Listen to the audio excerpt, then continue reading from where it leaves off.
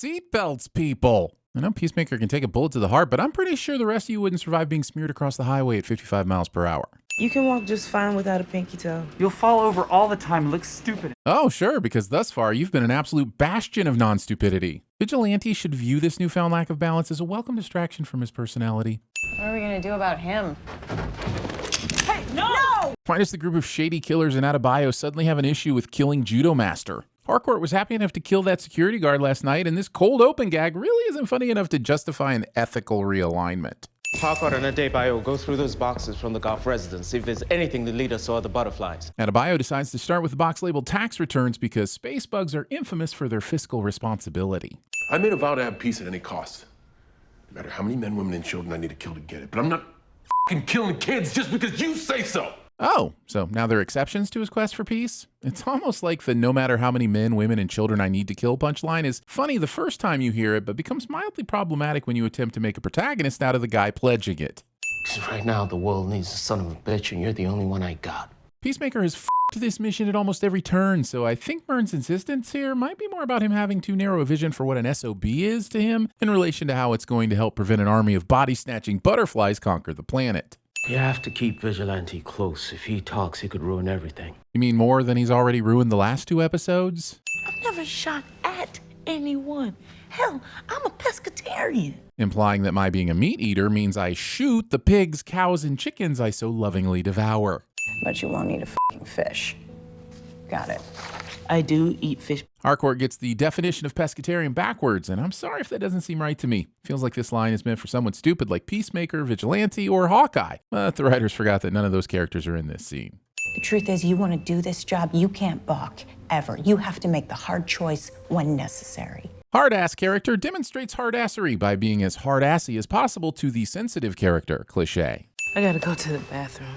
Sensitive character falls apart and hides in the bathroom when hard-ass character demonstrates hard-assery. Cliché. God, there's so many secrets. Being surprised by the number of secrets your super secret employer has. Vigilante drives around town in costume but unmasked, as if he didn't just do a whole bit about masking his secret identity with crazy facial expressions, which would have been f***ing hilarious to see while he was driving. You would feel really guilty if I gave that guy information because you were too much of a candy ass. Risking getting sued by The Rock. Not because Peacemaker should care, but because it would inevitably lead to an interaction with The Rock. I think he's just pretending to be gay to get away from you. Thinking that anyone would go through the trouble of pretending to be gay to avoid their kids when they could just be straight and avoid their kids and shock nobody. Chaos at the Evergreen Zoo this morning as zookeepers report Charlie, the silverback gorilla, is missing. If I ever get to making a TV show myself, assuming television survive a permafrost in hell, I'm going to insert random news reports that have nothing to do with the story. Characters will arrive midway through a breaking story about a papaya shortage in Guam that will make 0 sense, never be mentioned again, and foreshadow nothing. It will be perfectly random, entirely realistic, in the exact type of creativity my version of a great TV show demands. It's a quantum unfolding storage area. It leads to a dimensional nodule outside normal space. And I shall not be addressing how my racist father ended up with this incredible technology, or why it isn't being used to house the homeless instead of being a shitty discount Batcave. Well, I guess your dad's pretty brainy for a racist to make a place like this. Assuming racists can't be intelligent. And an extra sin for tricking me into thinking this was the appropriate time or place to defend a racist. If it walks like a duck, it's either a duck or a duck wearing some type of human costume. Okay, but what happens if something sounds like a joke, is clearly trying to be a joke, goes on and on and on, hoping that if it goes on long enough, it will be considered a joke, but doesn't make me laugh? Is it still a duck? I mean, joke? A duck in a human costume? The sizes are completely incompatible. Sir, you are currently on a mission to hunt butterflies piloting human skin suits. You're going to end up in jail with your father soon enough. Just when I thought this conversation was going nowhere, it suddenly leads to the sudden and convenient reveal that Peacemaker's dad is in jail. Honestly, I preferred the idea of it going nowhere. I told you those people weren't best friend material. Why is this surprising to anyone? They're not friends, they're colleagues who kill people. And Adebayo, who only kills fish. No, I'm not going to kill my dad. At this rate, Peacemaker's pledge is going to end up having more terms and conditions than your average mortgage. For the younger audience out there, a mortgage is a thing you used to be able to use to buy a house before you started getting blamed for spending too much money on artisanal breads. My dad and I both hate crime. It's the only thing we agree on. To be clear, except the crime of racism.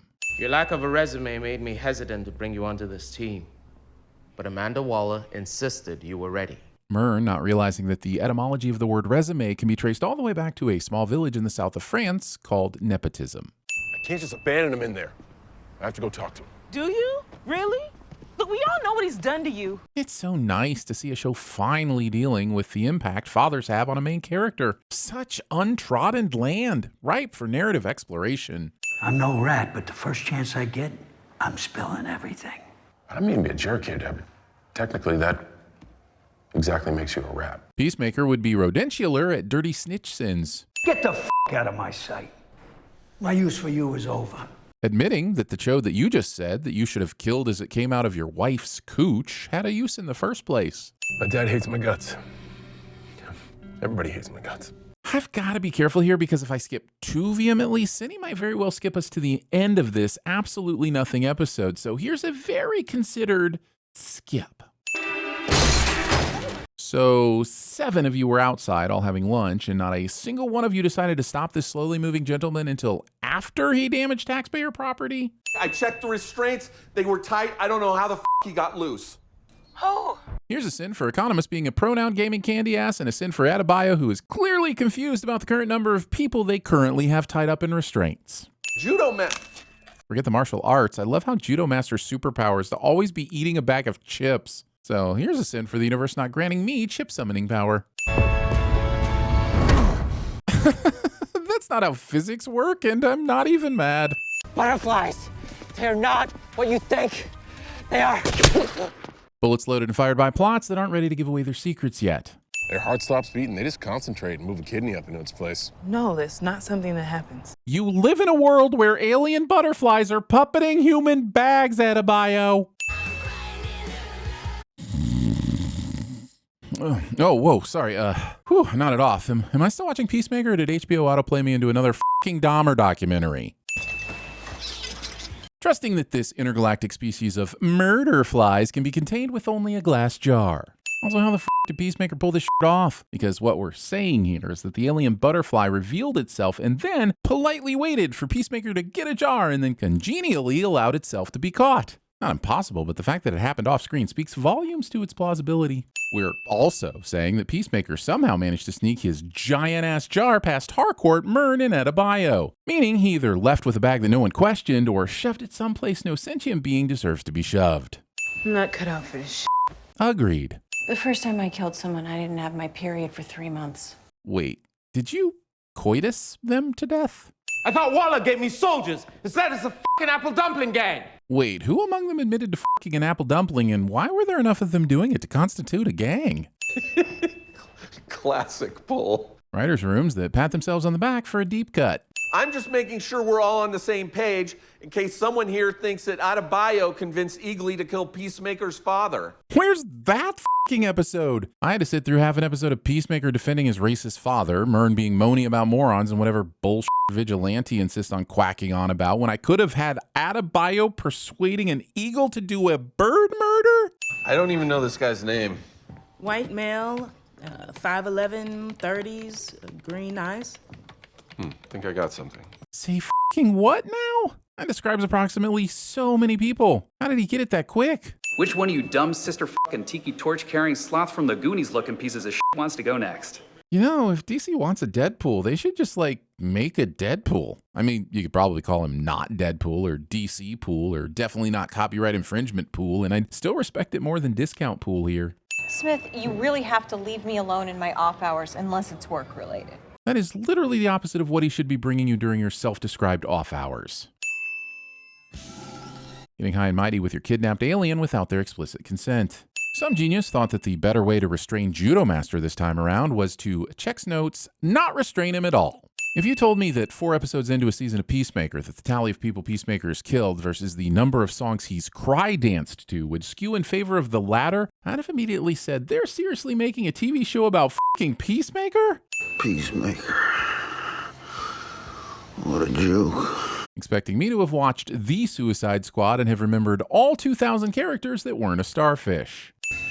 Driving under the influence. Surprise! Myrn is a butterfly, but I'm honestly more shocked that the species who's mastered space travel, body snatching, and exotic dancing couldn't figure out a less conspicuous way to ingest their syrupy sustenance. I mean, my pants would be caught up in my tiny web feet. They'd be sagging all over the place. It wouldn't f***ing work. I think it's time to replace jumping the shark with jumping the gun. And the only piece of supporting evidence I shall be presenting at this time is this post-credits scene.